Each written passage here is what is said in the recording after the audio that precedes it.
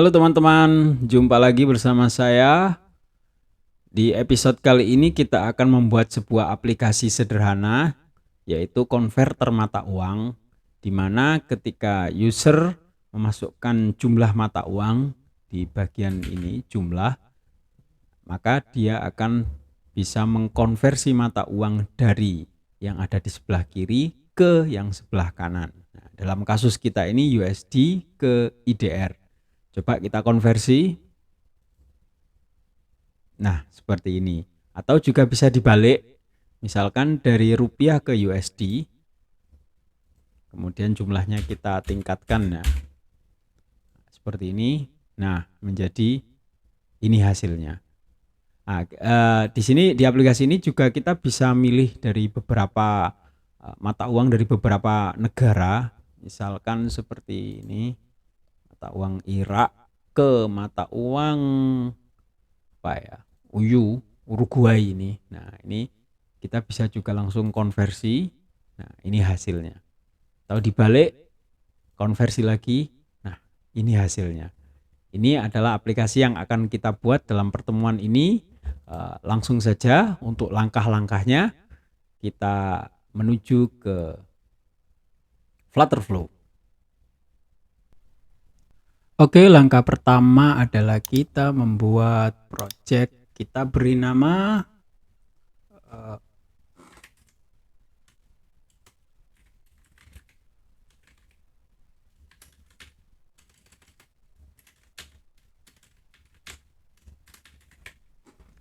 konverter mata uang, gitu ya, cukup.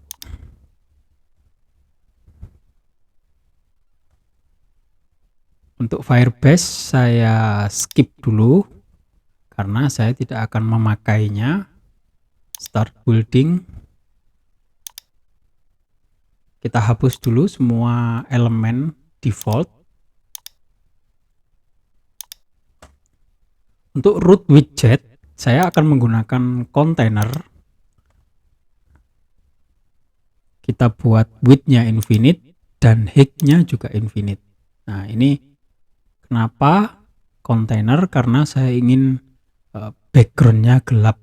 Nah, ini kemudian lanjut untuk save areanya juga saya matikan. Oke, sudah. Untuk kontainernya saya menggunakan warna hitam. Di dalam kontainer saya akan berikan kolom, lalu teks. Kita ubah warnanya menjadi warna putih dan ukurannya 32. Oh, maaf, terlalu besar ya. Mungkin 24. Nah, cukup. Kita ubah namanya menjadi konverter mata uang.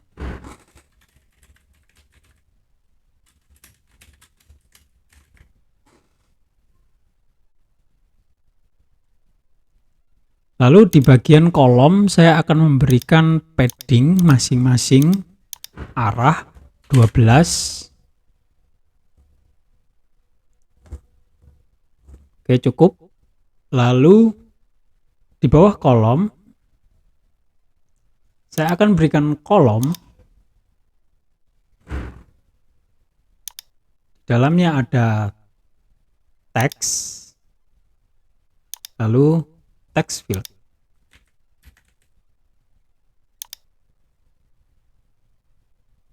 Teksnya nggak kelihatan karena warnanya masih warna gelap. Kita ubah menjadi warna putih. Kemudian untuk text field-nya saya akan membuatnya menjadi outline. Lalu fill color-nya saya aktifkan. Untuk border color-nya saya clear dan fill color-nya saya menggunakan secondary text ini ya. Abu-abu seperti ini ya.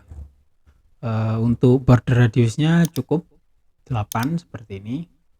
Lalu untuk tulisan ini saya akan mengubahnya menjadi masukkan jumlah.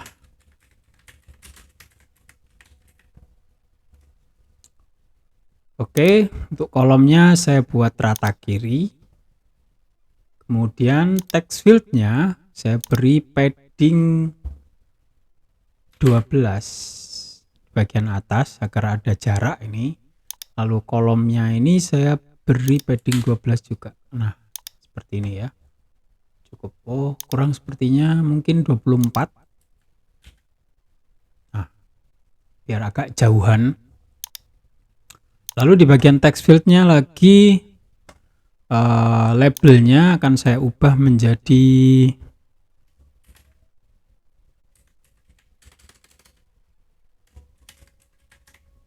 jumlah gitu ya. Warnanya putih. Nah, cukup mungkin seperti itu. Ini biar sama dengan yang bagian text fieldnya, biar sama rata. Karena text fieldnya diberi padding 12. Nah, ini mungkin gini aja, mungkin paddingnya dihilangkan. Nah, seperti itu. Dihilangkan. Oke, sudah sejajar ya. Sudah rapi. Lalu di bagian bawah kolom ini kita beri row. Nah, lalu row-nya ada 2, dikasih row lagi, ada 2. Yang pertama row text warna putih seperti ini. Kemudian saya beri tulisan dari. Nah, ini nanti dia dari mata uang A ke mata uang B, seperti itu ya. Kemudian row-nya saya set menjadi nih expanded.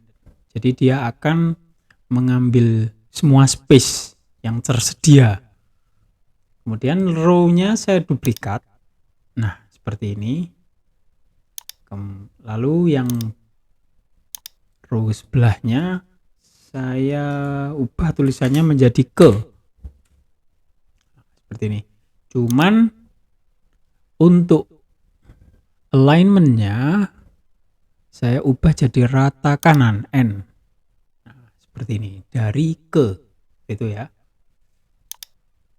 Lalu di bagian row saya beri padding 12. Nah, seperti ini. Oke, sudah. Nah, kemudian selanjutnya saya akan buat ini ya. Saya akan buat sebuah stack. Nah, seperti ini. Jadi di bawahnya ini tadi saya kasih stack.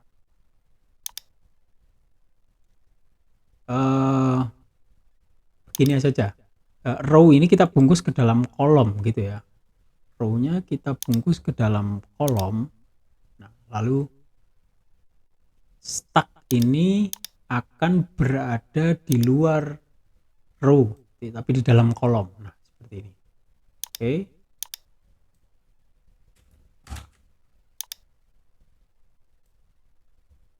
Nah, ini ya. Stacknya di sebelah sini. Nah, di dalam stack ada kontainer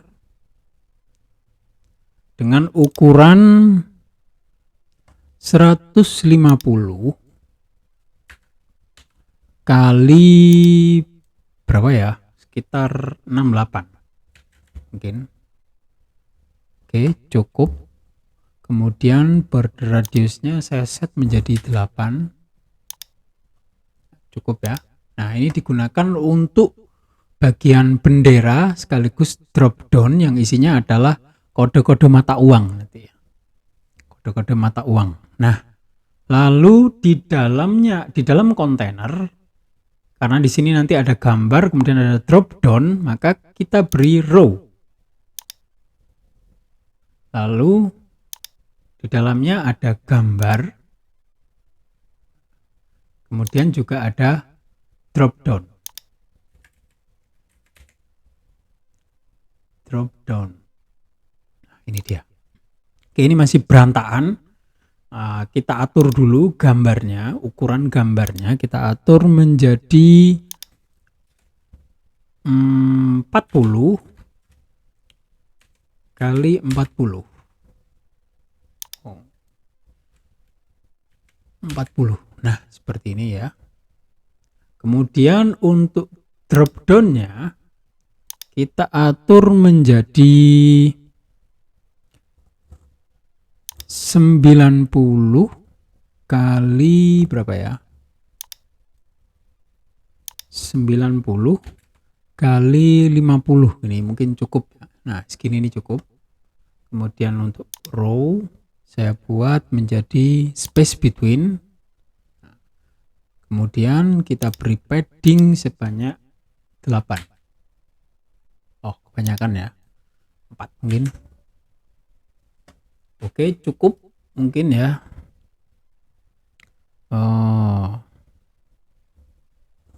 Kemudian di bagian ini marginnya oke, sudah pas. Kemudian untuk border radiusnya, icon size kita kecilkan dikit, icon size-nya menjadi 20. Nah, oke, terus untuk teksnya 14. Oke, cukup. Nah, lalu di bagian kontainer kita duplikat. Jadi ada 2 ya. Ini sudah ada 2, tapi karena layoutnya stuck jadi dia numpuk gitu ya. Jadi dia numpuk. Kemudian si kontainer pertama saya buat posisinya berada di sebelah kiri. Kemudian kontainer kedua saya buat posisinya berada di sebelah kanan. Seperti ini ya.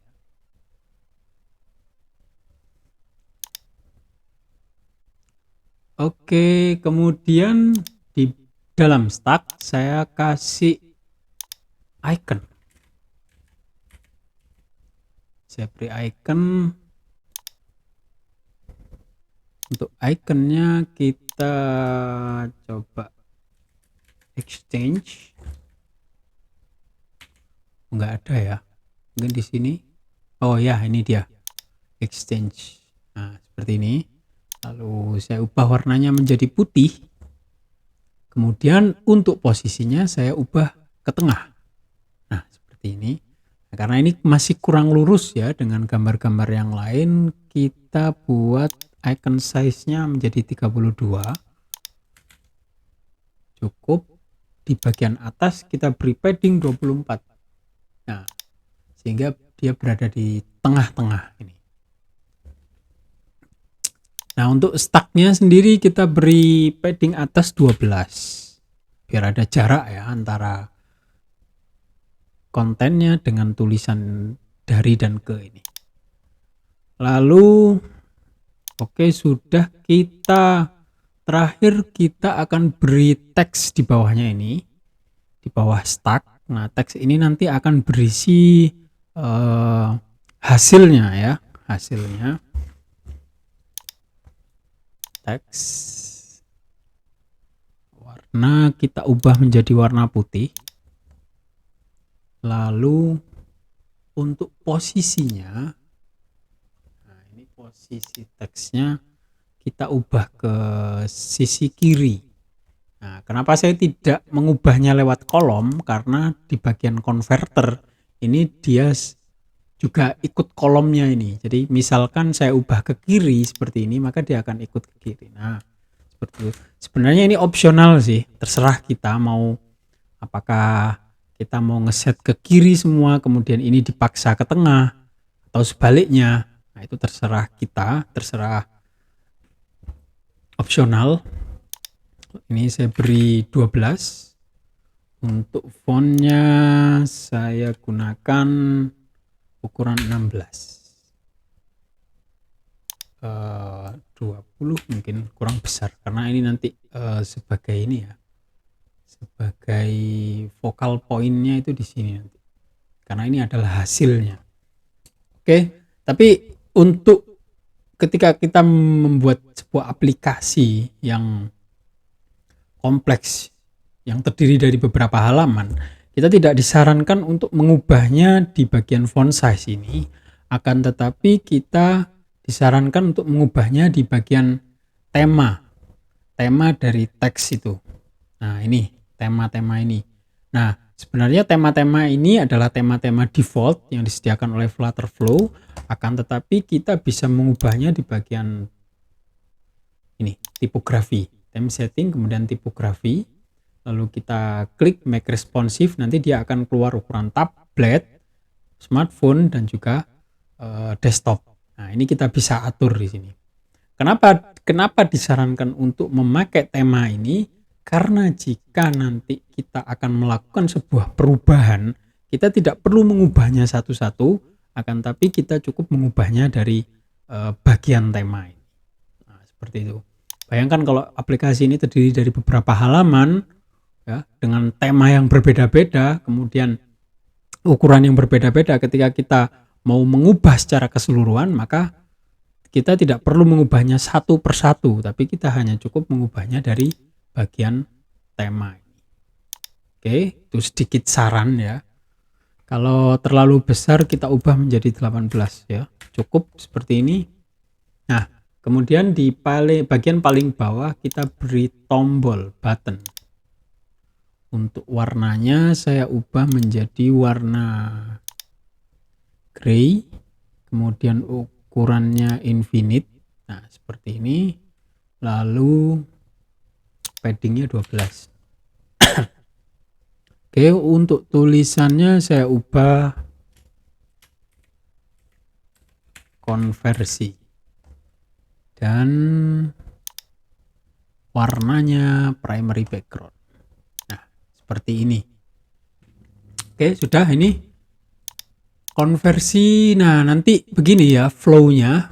Jadi untuk mata uang default sebelah kiri dari ini nanti akan saya sediakan USD untuk defaultnya. Jadi ini gambar bendera Amerika, kemudian di bagian dropdownnya nanti akan tertulis USD.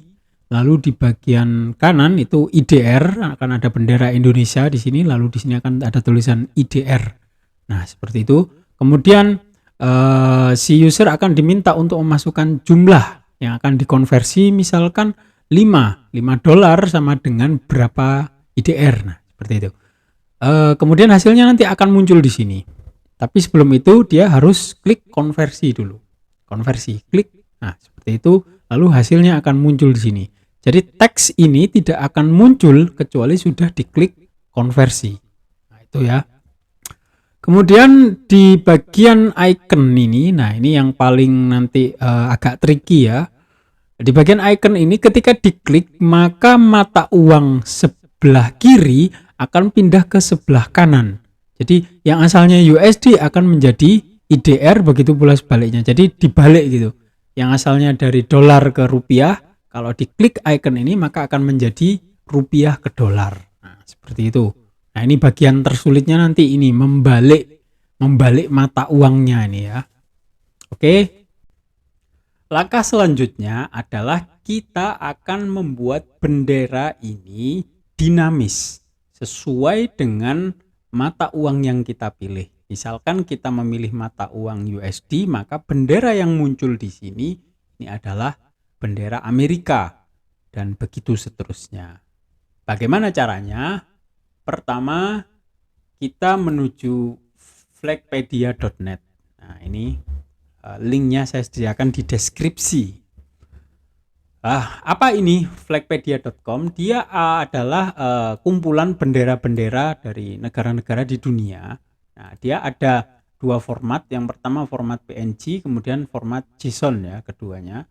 Format PNG ini ya dia langsung menyediakan link ke benderanya langsung. Nah, seperti itu. Akan tapi format PNG ini untuk bagian size dan bagian kode negaranya ini dinamis. Kita akan membuatnya dinamis. Jadi formatnya seperti ini ya. http flagcdn.com, kemudian ukurannya, lalu ini adalah kode negaranya. Kode negara dengan jumlah 2 huruf. Nah, misalkan seperti ini, Ukraine, UA itu untuk Ukraine, kalau untuk Indonesia ID ya. Oke, nah bagaimana cara kita membuatnya dinamis di dalam aplikasi converter kita di Flutterflow? Nah, caranya adalah kita menuju ke custom code, kemudian kita buat custom fungsi. Nah, saya buat di sini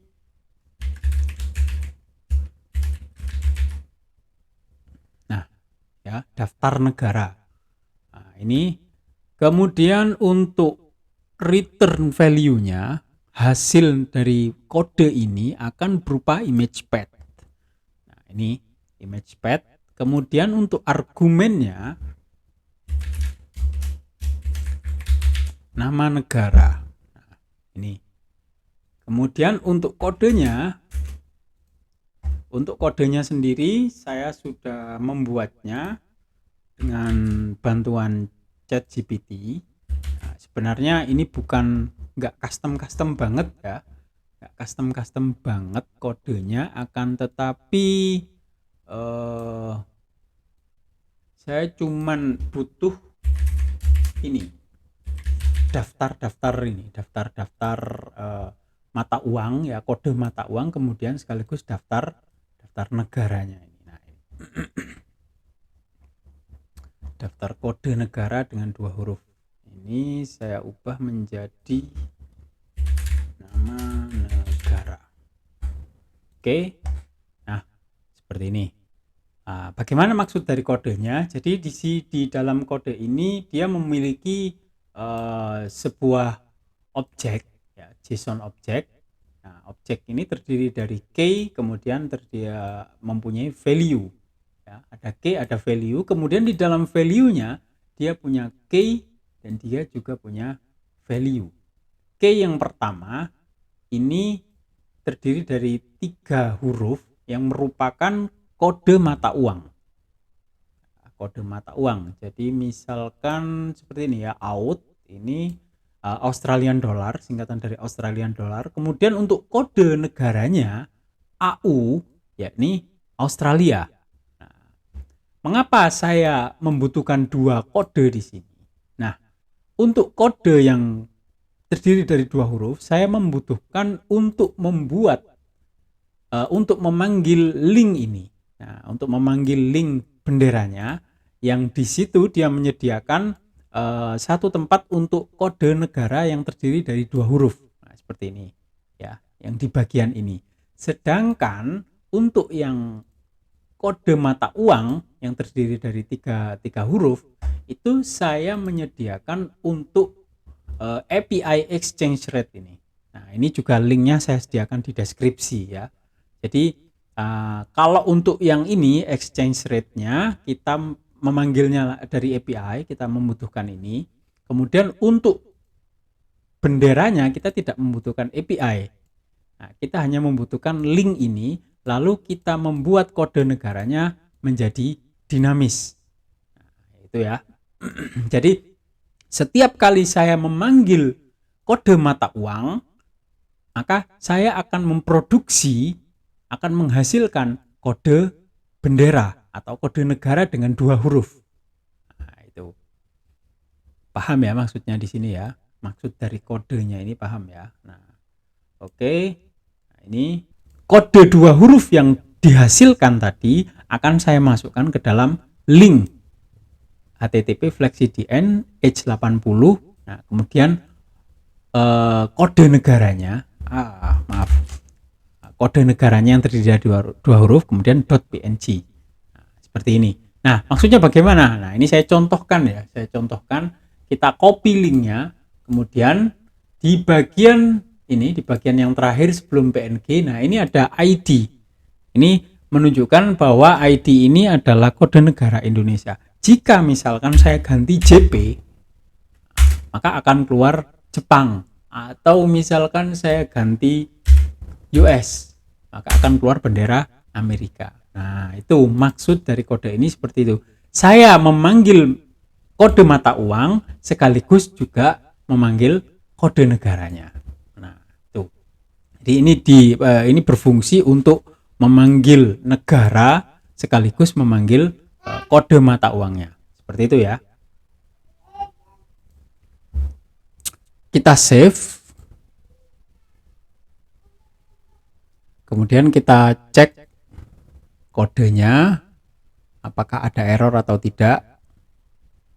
Nah, tidak ada error, selesai, maka kita langsung bisa menggunakan kode ini ya.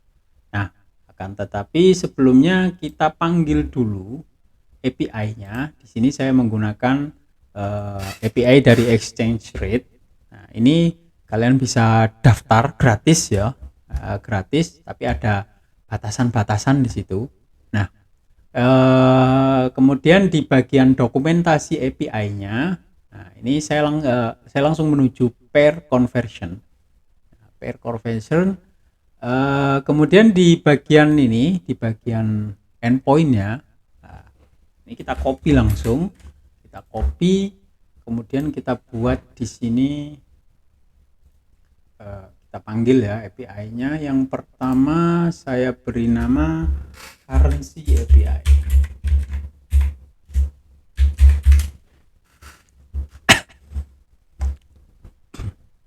Nah, ini currency API.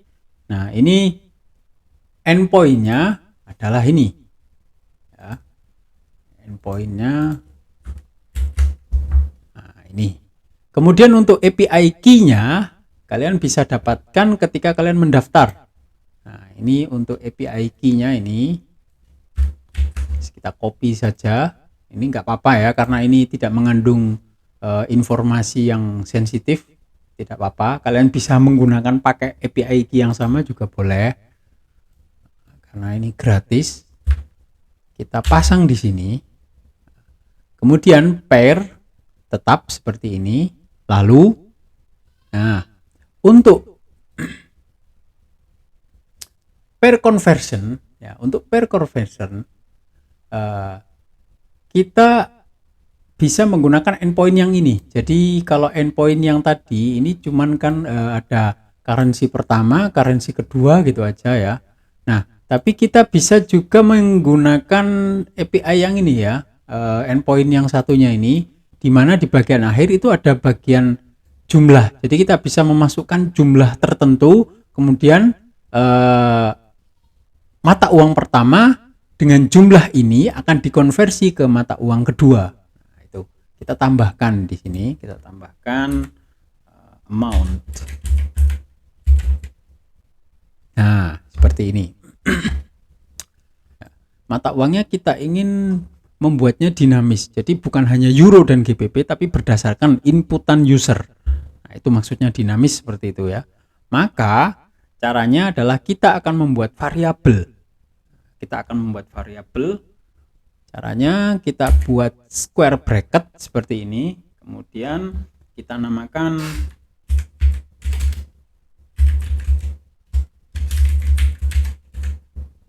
first currency.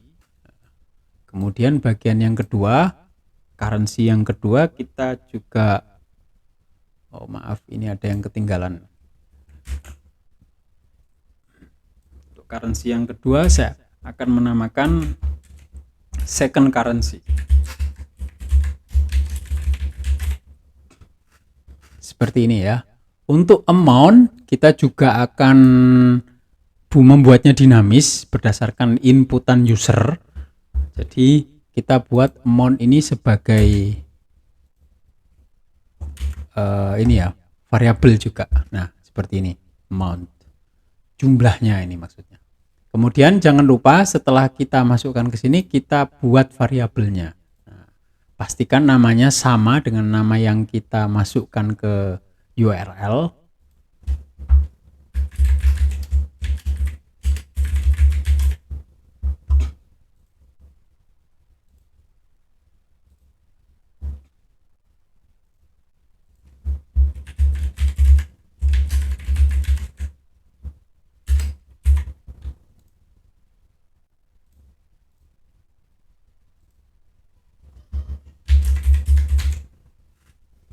Untuk amount ini tipe datanya double ya, karena nanti dia jumlah ininya, jumlah uang yang akan dikonversikan. Nah, ini dia tipe datanya double. Kita coba dulu first currency, misalkan kita pakai USD, kemudian second currency-nya kita pakai IDR, lalu amount-nya kita pakai 14.000. Nah, seperti ini ya. Kita coba apakah berhasil. Oh, 0. Sepertinya ada yang salah. Bentar, kita lihat dulu.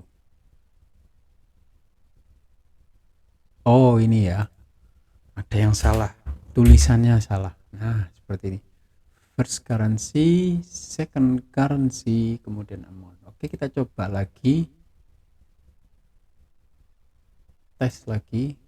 Nah, sukses. Oke, jadi base code-nya ini adalah first currency, kemudian target code-nya ini rupiah, kemudian conversion rate-nya 15.674, kemudian hasilnya ini sekian. Nah, seperti itu. Jadi untuk yang base code itu adalah mata uang tujuannya, kemudian yang target code ini adalah mata uang yang ingin dikonversi. Nah, sepertinya kita kebalik di sini ya, kita kebalik. Coba kita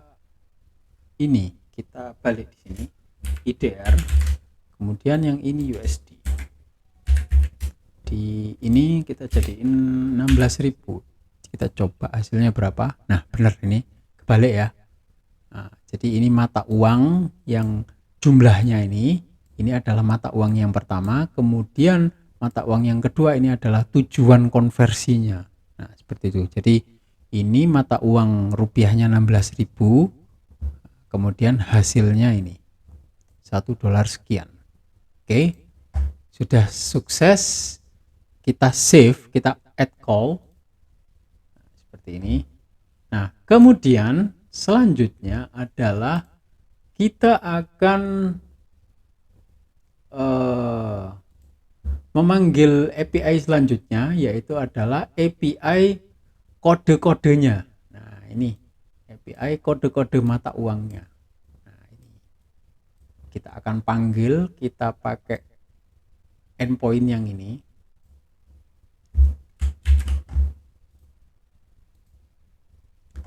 Kemudian kita buat lagi create API call, lalu kita namakan currency codes.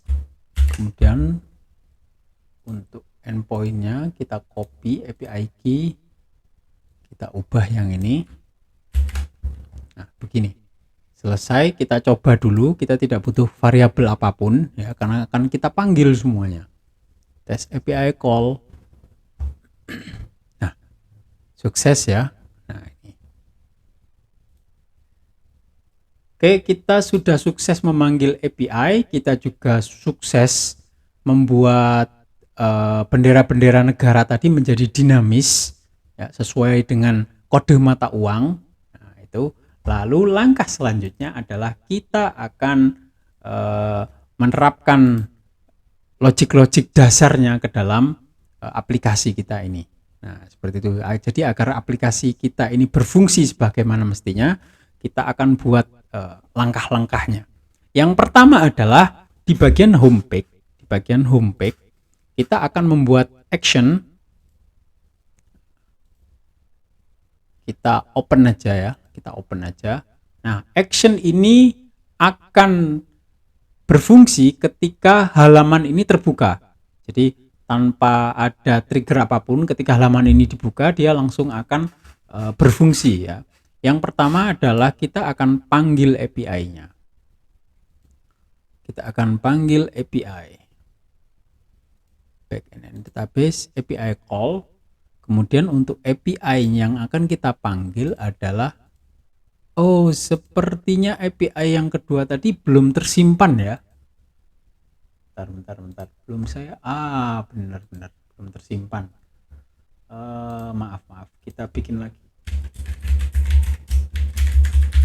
currency code, kemudian untuk endpointnya kita pakai endpoint yang ini, lalu API key-nya kita juga copy, kita pastekan di sini.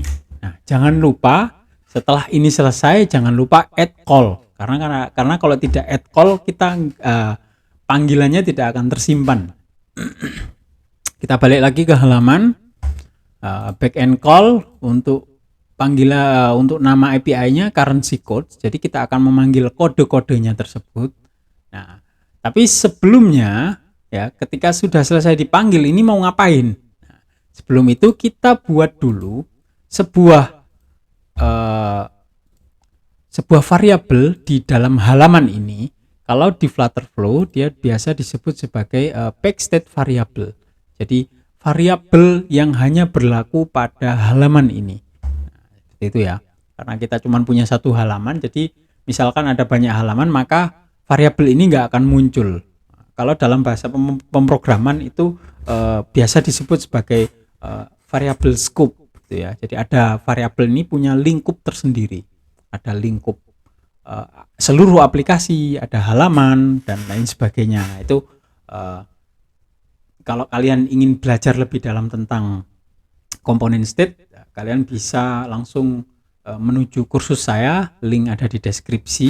Nah, di situ saya jelaskan secara detail dan rinci apa itu state, ya, kemudian macam-macamnya dan cara menggunakannya bagaimana. Nah, ini salah satu cara penggunaannya seperti ini. Kita buat variabel bernama country code. Nah, variabel ini memiliki tipe data string dan berupa list, ya, berupa list. Oke. Nah, jadi kita sediakan variabel list di sini. Lalu kita kembali lagi ke bagian halaman, ke bagian action. Nah, di bagian halaman ini dia akan memanggil currency code. Setelah sukses, ngapain? Selanjutnya ngapain kalau sukses? Nah, selanjutnya kita akan mengupdate mengupdate currency code atau backstate tadi, country code backstate tadi, set value, kita ambil value-nya dari panggilan API. Seperti itu ya.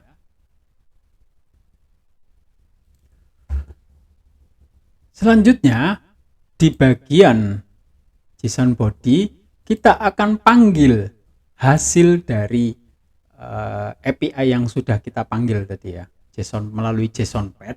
Nah, ini tadi mungkin ada beberapa ini ya, keterangan yang tertinggal di bagian currency code. Jika kita panggil ya, kita tes API call, maka dia akan keluar ini ya, dia akan keluar. Nah, kemudian di JSON path yang bagian recommended dia ada ini, ada supported codes. Nah, ini ada supported codes. Kemudian dia kan berupa list nih, dia berupa list. Lalu ini ada value. Ada dua value di sini. Yang value yang pertama itu adalah kode mata uang. Nah, ini 3 huruf. Kemudian yang value yang kedua ini adalah singkatannya, kepanjangannya maksud saya. Kalau yang ini singkatannya, kalau yang ini kepanjangannya. Nah, kita pengen manggilnya yang ini aja. Kita pengen manggilnya yang ini aja. Nah, bagaimana caranya? Oke ya, kita ini supported codes, kita ingat-ingat aja ya, nggak usah kita copy, kita ingat-ingat supported underscore codes. Kemudian di bagian halaman kita masuk ke action lagi, update backstate. Lalu di bagian update backstate kita isi value-nya, value list dari backstate country code, kita isi dengan hasil dari panggilan API ini. Lalu JSON body. Nah, kita kan nggak pingin semuanya nih kita masukkan ke dalam value country code ini, ke dalam variable country code. Kita hanya ingin bagian pertamanya saja. Nah, bagian pertamanya bagaimana? Kita tahu tadi bahwa JSON path-nya itu seperti ini, supported codes. Nah, seperti ini ya. Nah, tapi nilai yang terkandung di dalam supported codes itu adalah list. Ya, seperti yang saya terangkan di video sebelumnya bahwa ketika value-nya itu berupa list, maka kalau kita ingin manggil semuanya, bukan manggil satu-satu, kita ingin panggil semuanya, semua list yang ada di dalamnya, kita panggil dengan square bracket, kemudian di dalamnya ada titik 2 seperti ini. Nah, kemudian di dalam list itu ada 2 value. Yang pertama adalah singkatan mata uang, kemudian yang kedua adalah kepanjangannya. Seperti tadi ya, kalau misalkan USD, itu kepanjangannya US dollar. Nah, kita pingin ngambil USD-nya aja nih. Kita pingin ngambil USD-nya. Nah, bagaimana caranya? Caranya adalah kita bikin square bracket seperti ini. Kita bikin square bracket seperti ini, lalu kita isi dengan angka 0. Nah, seperti ini. Kenapa 0? Ya, karena singkatan mata uang tadi berada di urutan nomor 1, kemudian kepanjangannya berada di urutan nomor 2. Dan seperti yang kita tahu dalam dunia pemrograman, urutan list itu dimulai dari angka 0. Jadi urutan pertama dimulai dari angka 0, maka kita isi angka 0 di sini. Oke, kita confirm.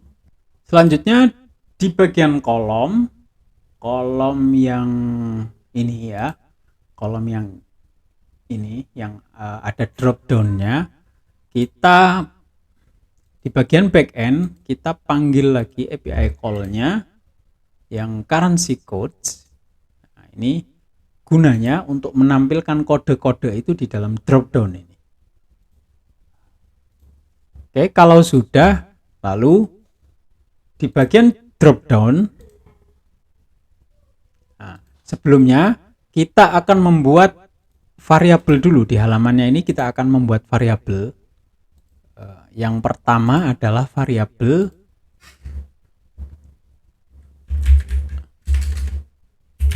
hasil. Nah, hasil ini digunakan untuk menampung hasil dari konversi.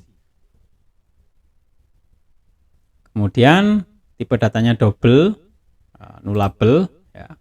Lalu yang selanjutnya adalah first currency. Nah, ini akan digunakan untuk mengisi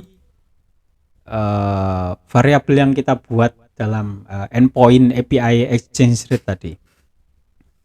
Lalu yang kedua second currency.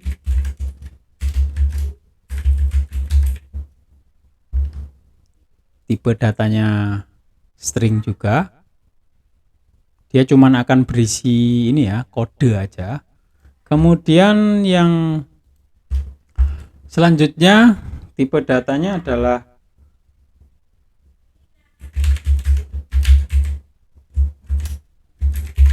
bertukar tempat. Nah, ini jadi ini tipe datanya boolean. Nah, initial value-nya kita buat false. Nah, ini dia akan berfungsi ketika nanti ini ya, ketika nanti icon ini diklik, maka dua mata uang ini akan bertukar tempat. Nah, ini kita butuh variabel yang berupa boolean untuk menampung nilainya tadi. Lalu selanjutnya yang terakhir, sudah cukup ini saya kira. Kita confirm. Selanjutnya kita akan buat bagian drop down-nya.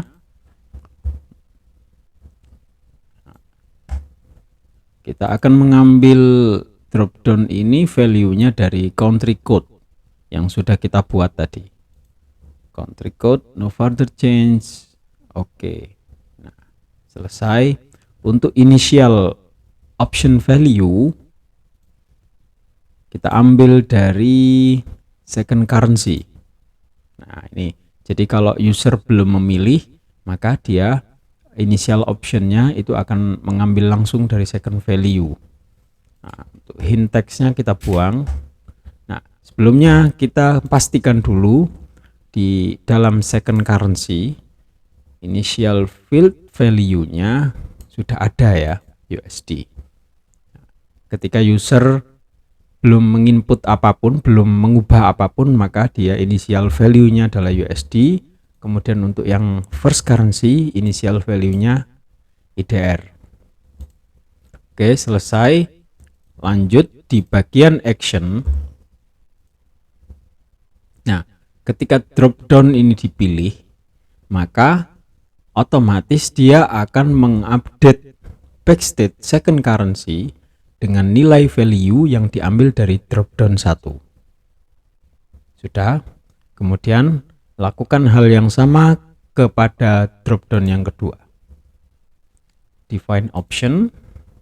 Kita ambil dari backstate, country code sama. Nah, hanya saja untuk initial option value kita ambilnya dari first currency. Jadi defaultnya itu nanti akan bertuliskan IDR. Lalu hint text-nya kita kosongi. Oke, selesai. Kemudian bagian action kita pastikan bahwa first currency akan diupdate nilainya sesuai dengan nilai yang terdapat pada dropdown 2 yang dipilih oleh user. Lanjut di bagian bendera. Kita ke bawah. Nah, di bagian pad kita akan isi dengan action output. Oh, bukan, maksud saya custom fungsi daftar negara. Nah, inilah custom action yang kita buat tadi. Kemudian untuk argumennya kita isi dengan ini ya. Kalau untuk yang pertama berarti tadi kita pakainya second currency. Nah, seperti ini. Kemudian untuk nilai defaultnya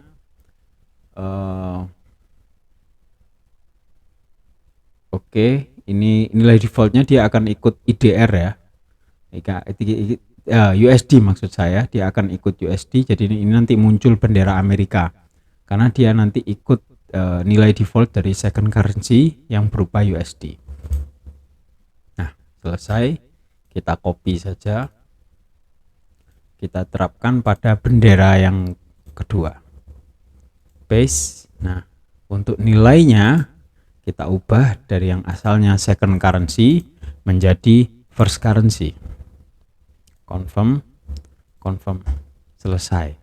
Nah, ini untuk yang di bagian mata uang, bendera, kemudian kode mata uang kita sudah selesai. Lalu kita akan beralih ke bagian ini. Posisi dari dropdown ini. Nah, posisi dari dropdown. Oh, sudah ya. Ini jika diklik dia akan berpindah tempat dari yang asalnya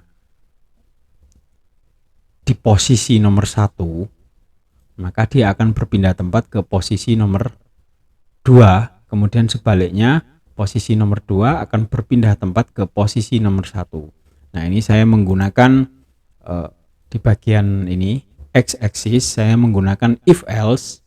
Saya menggunakan if else. Lalu isinya adalah saat bertukar tempat, yaitu variabel boolean yang kita buat tadi nilainya false, maka dia posisinya akan sama. Jadi tempatnya masih akan ada di sini. Akan tetapi ketika bernilai true, maka dia posisinya akan berpindah ke sebelah kanan. Nah, untuk defaultnya tetap min 1 nih ya. Nah, kemudian sebaliknya di bagian kontainer yang kedua, ini ketika bertukar tempat ini false, maka dia posisinya akan berada di x-axis nomor 1. Tapi ketika true, maka dia akan berpindah tempat ke x-axis min 1. 1 ini maksudnya berada di sebelah kanan mentok. Jika min 1 berada di sebelah kiri mentok. Nah, seperti itu ya. Jadi saat icon ini diklik, maka dia akan mengubah value dari bertukar tempat yang asalnya false menjadi true. Nah, jika sudah true, maka kontainer yang sebelah kiri akan berpindah ke sebelah kanan, begitu pula dengan sebaliknya. Nah, seperti itu. Oke, kita sudah selesai dengan bagian yang ini. Kita akan beralih ke bagian hasilnya. Nah, ini bagian hasilnya. Nah, kemudian sebelumnya kita set dulu visibility-nya. Ini menjadi kondisional. Kondisional maksudnya adalah dia hanya akan muncul ketika dia berada dalam kondisi tertentu. Kondisinya adalah jika satu kondisi, jika backstate result atau hasil itu mempunyai isi, ya, itu mempunyai isi, is set, maka dia akan muncul. Kemudian jika tidak, maka dia tidak akan muncul. Nah, seperti ini.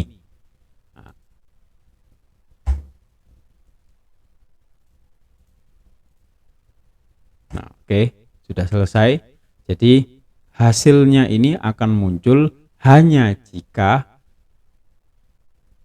jumlah yang ada di dalam text field ini dikonversikan, kemudian setelah konversi dia akan mengupdate state field yang ada di sini, ya, hasil, dia akan mengupdate jumlahnya ke dalam hasil. Nah, setelah hasil terisi dengan sebuah value, maka dia akan muncul.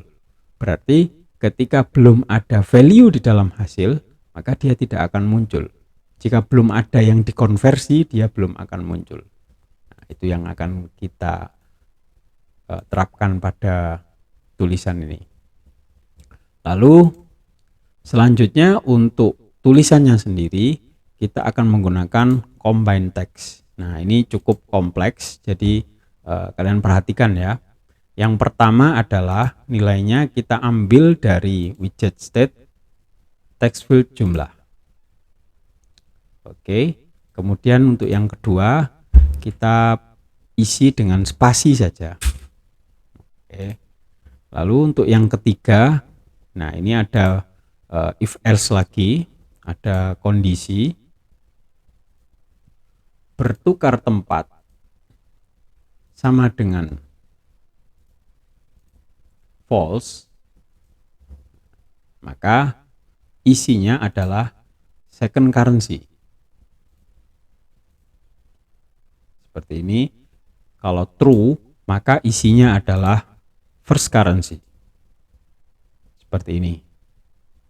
Oke, kita confirm. Nah, sudah. Lalu kita tambahkan teks lagi, spasi, kemudian sama dengan sama dengan spasi. Kemudian teks selanjutnya kita tambahkan lagi, kita ambil dari backstate hasil. Kemudian kita format nomornya kita ubah menjadi desimal karena ini mata uang ya. Confirm. Nah, oke. Kemudian tambah lagi spasi. Tambah lagi. Nah, ini untuk yang terakhir itu if else juga. Kebalikan yang tadi ya. Kebalikan yang atas. If else kondisinya single condition jika bertukar tempat sama dengan false, maka nilainya adalah first currency. Kebalikan yang atas ya. Kemudian jika true, maka nilainya akan diambil dari second currency. Oke, sudah selesai. Nah, di sini saya jelaskan. Ketika nanti mata uang ya, jumlah yang ada di dalam text field ini, misalkan 15, nah, maka 15 ini akan menjadi mata uang USD karena ini defaultnya USD, kemudian ini rupiah. ketika 15 ini dikonversi, maka dia akan mengeluarkan hasilnya di sini. Nah, untuk tulisan pertama dia akan mengeluarkan jumlah. Jadi jumlahnya 15. Nah, ini 15. Kemudian untuk teks yang ketiga ini spasi. Untuk teks yang ketiga, karena jika bertukar tempatnya false, maka dia akan bertuliskan USD. Nah, kemudian sama dengan, lalu hasilnya. Nah, hasilnya dalam rupiah, ini di sebelah sini. Kemudian lanjut IDR. Nah, karena bertukar tempatnya masih false. Akan tetapi ketika dibalik, maka USD-nya akan menjadi IDR dan IDR-nya akan menjadi USD. Seperti itu. Confirm. Nah, selesai seperti ini. Nah, kita akan lanjut di bagian yang terakhir, yaitu bagian konversi. Kita masuk ke dalam action. Nah, open, karena ini akan banyak. Lalu di bagian backend database kita panggil API call. Nah, API apa yang akan kita panggil? Yaitu currency API. Oke, sudah selesai. Sebelumnya kita cek dulu API yang kita panggil, kita membutuhkan JSON path-nya. Nah, JSON path-nya kita cek dulu. Kita cek. Oke, nah ini nanti yang akan kita pakai ya. Conversion result. Nah, ini adalah hasil konversinya. Ini yang akan kita pakai. Kita ingat-ingat saja, nggak usah disimpan, atau kita boleh simpan. Misalkan kita simpan seperti ini, kemudian kita beri nama hasil. Oke, seperti itu. Jadi kita cukup memanggil ini hasilnya saja, nama hasil ini, maka dia akan isinya ini adalah conversion result. Sama saja. Kita save. Kita kembali lagi ke tombol konversi, masuk ke dalam actionnya. Kemudian kita tahu bahwa untuk first currency, second currency, dan jumlahnya atau amount itu kita set sebagai dinamis. Nah, dinamis atau kita set sebagai variabel, maka kita definisikan dulu di sini nilainya. Untuk yang first currency, kita akan ambil dari mana? Nah, ini juga kondisional. Kenapa? Karena tadi ketika icon itu diklik, maka dia akan membalik kondisinya. Ya, jadi yang asalnya USD yang dikonvert ke rupiah, kemudian ketika diklik ikonnya, maka dia akan berbalik. Rupiah dikonversi ke USD. Maka di sini kita juga membutuhkan if else. Untuk kondisinya, single condition, ketika bertukar tempat sama dengan true, maka value-nya adalah first currency. Untuk jika false, maka value-nya kita ambil dari second currency. Sudah selesai, confirm. Kemudian untuk second currency-nya sama dengan ini, kita copy saja. Akan tetapi kondisinya dibalik ya. Kondisinya kita balik. Ini sama, masih bertukar tempat sama dengan true. Nah, tapi nilainya kita balik. Ini menjadi second currency, dan yang bawah ketika kondisinya false, maka nilainya kita ambil dari first currency. Seperti ini. Sudah. Kemudian untuk amount yang terakhir atau jumlahnya kita ambil dari mana? Nah, ini mudah sekali, kita ngambilnya langsung dari widget state text field jumlah tadi. Lanjut. Nah, saat panggilan API tadi sudah sukses, lalu apa yang harus dilakukan? Yang harus dilakukan adalah mengupdate state atau page state yang kita punya tadi. Update page state yang mana? backstage di bagian hasil. Nah, ini. Lalu value-nya kita ambil dari mana? Set value, value-nya kita ambil dari hasil dari API call ini.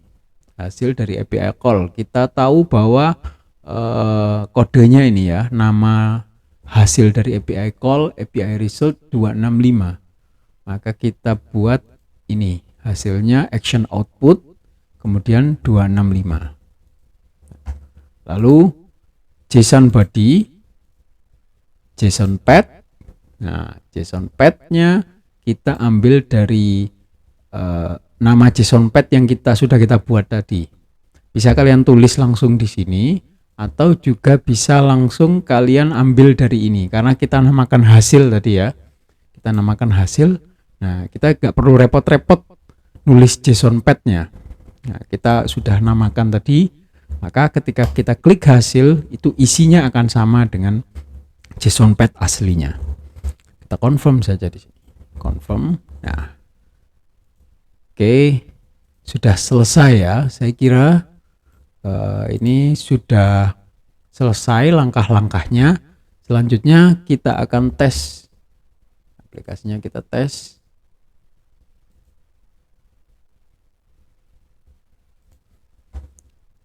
Oke, kita coba tes. Ini sudah keluar hasilnya. Kita tes. Coba kita tes dulu ini ikonnya, kita balik. Nah, ya, jadi ya. Sebelah kanan IDR, sebelah kiri IDR, sebelah kanan USD. Kita cek.